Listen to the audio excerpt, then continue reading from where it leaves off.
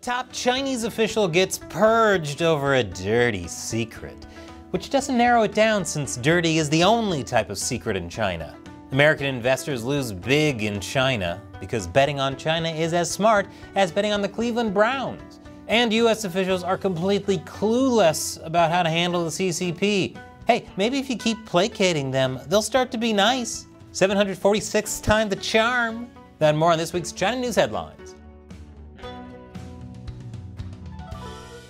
Welcome to China Uncensored. I'm Chris Chappell, and this episode is sponsored by Incogni. Now, you probably know that companies are collecting your personal data, but you may not realize just how many. Dozens, maybe hundreds, most of which you've never heard of, and you have no idea what they're doing with it. Incogni helps stop them. I'll explain more at the end. The Chinese Communist Party has purged former ambassador to the U.S. Qin Gang.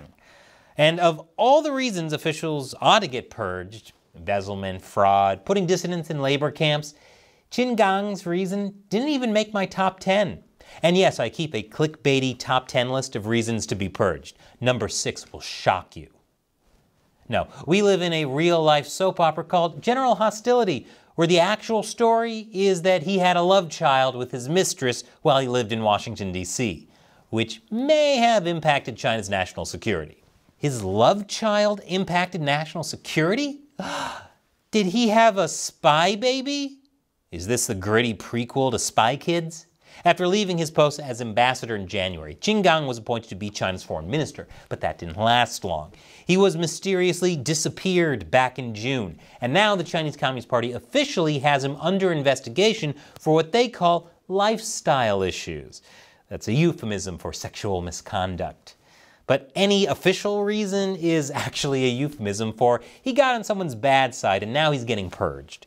Because with all that goes on in the Chinese Communist Party, having a mistress or two is practically the least corrupt thing that's going on. It's mind-boggling how many high-ranking party officials have mistresses. Former CCP Secretary of Chongqing, Bo Xilai, had 100 girlfriends while he was in power. Even former National Security Czar Zhou Yongkang had a mistress, and you'd think this guy couldn't hire a blind prostitute. And Chairman Mao was an unbridled philanderer who indulged in every sexual caprice and had over 3,000 concubines for sexual entertainment.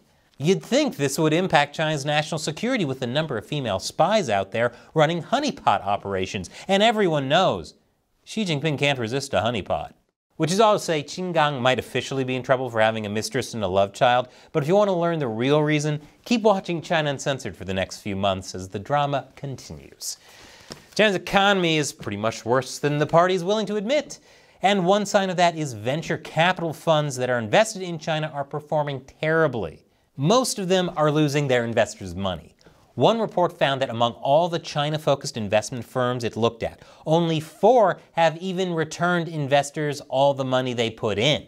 So as I've been saying for more than a decade, investing in China is a bad idea. You'd have better luck investing in Crystal Pepsi making a comeback, as an insulin substitute for diabetics. Even possibly BlackRock is starting to figure out that China's not the greatest investment. Yes, BlackRock, whose CEO Larry Fink once flew to China to advise the Chinese government, who at the height of the pandemic in 2020 said China was among the biggest opportunities, and who in 2021 advised investors to triple their investments in China despite all the risks. Yes, even that BlackRock might be starting to realize it may have made a teensy-weensy little mistake by putting so many eggs in the China basket. BlackRock has now closed their $22 million China Flexible Equity Fund, officially due to lack of new investor interest, which I believe is partly true. But also, there's been congressional scrutiny over BlackRock's alleged role in directing US dollars to blacklisted Chinese firms, which would be super illegal. And that's what really forced them to shut down the fund. So I guess BlackRock has finally learned its lesson. What's that, Shelley? Oh, apparently BlackRock still has dozens of other funds invested in China. Okay, so nobody has learned anything. And after the break, the Chinese Communist Party is being a big bully. Okay, obviously, but stick around to find out which specific way it's been a bully this week and who the victim is. Welcome back. The Chinese military is bullying Taiwan again. Earlier this week, the Chinese military flew more than 150 planes towards Taiwan. Taiwan's Ministry of National Defense said 40 of those planes crossed the median line, the symbolic line over the Taiwan Strait that divides Taiwan from mainland China. Until a few years ago, the Chinese military never crossed that line. Now they're doing it all the time. And if you don't think it's a big deal, think about how angry you get when you're driving and someone drifts into your lane. Lines are there for a reason. Without lines, chaos rules. But when asked about the activity, Chinese Foreign Ministry spokesperson Mao Ning said there is no such thing as a median line because the island of Taiwan, although self-governing, is recognized officially as part of Chinese territory. So you're saying Taiwan's median line is just a made-up line on a map and has no basis in reality? Well, so is China's stupid 10-dash line. The Chinese Communist Party has repeatedly claimed it's committed to peace and stability in the South China Sea. Because nothing screams peace like supporting Russia in its bloody invasion of Ukraine. This week, China sent its top envoy to Russia for so-called security talks. That envoy is Wang Yi, the new foreign minister, the one who replaced Qin Gang, the guy who had a mistress in the US. Unrelated side note, Putin says Russian prostitutes are undoubtedly the best in the world, so good luck not getting honey-trapped. Also, how does Putin know Russia's are the best in the world? Is there a prostitute Olympics or something? Hopefully that torch is the only thing that's burning. Anyway, Wang Yi and his Russian counterpart agreed that any bid to end the war must take into account Moscow's interests. There should no longer be any doubt that the Chinese regime is supporting Russia in its war on Ukraine. Not just this latest visit, but also the massive increase in trade over the last year and a half. Plus Putin accepting China's invitation to visit next month to continue their no-limits friendship. So if the US is sanctioning Russia over the Ukraine war, then why does the US keep doing business with China, which is going against those sanctions? Either very smart people in charge of US policy are being very stupid, or maybe China actually has the best prostitutes in the world. Speaking of people being stupid, US National Security Advisor Jake Sullivan. To be fair, Sullivan is not actually stupid, he's very smart. He simply lacks courage, wisdom, and foresight. This week he flew to Malta to meet with Wang Yi to take a fresh stab at cooling US-China tensions. How? By discussing key issues in the US-China bilateral relationship, global and regional security issues, Russia's war against Ukraine, and cross-strait issues, among other topics. The real point of the meeting was simply the US trying to maintain open lines of communication with China. China is like a crazy girl that everyone knows is trouble, and the US is saying, I can fix her. She just needs to return my texts. And this is precisely why the White House is having such a hard time dealing with China. They're kowtowing to the CCP to maintain open lines of communication when they should be standing up for what's right and safeguarding American values like liberty. If Jake Sullivan and others in the White House had the courage to temporarily put so-called open lines of communication at risk and actually stand up to the CCP's bullying, then the CCP would eventually have to come crawling back to the US because the CCP needs a relationship with the US a lot more than the other way around. That's how you fix her. Speaking of very smart people who lack courage, wisdom, and foresight, California governor and definitely running for president at some point, Gavin Newsom. Newsom has announced that he plans to visit China in October to collaborate on climate change. Here's something stupid he said about that. The importance, the imperative of maintaining a relationship on climate with China is about the fate and future of this planet, and it's too important. It's another example where California needs to lead. Okay, so let me break that down. China is the world's biggest polluter. China's CO2 emissions exceed all developed nations combined.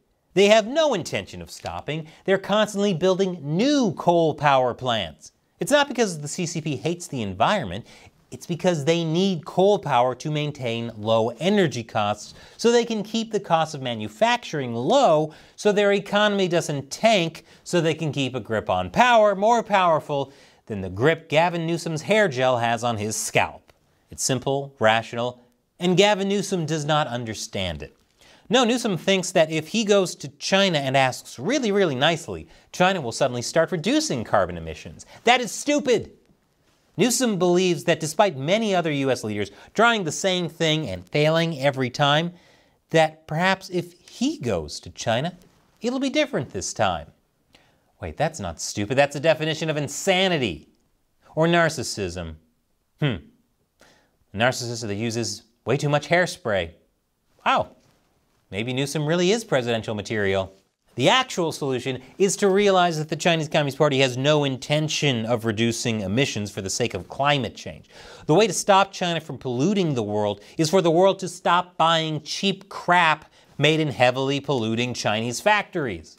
Like that time during COVID where Newsom made a deal to buy $1 billion worth of face masks and PPE from China.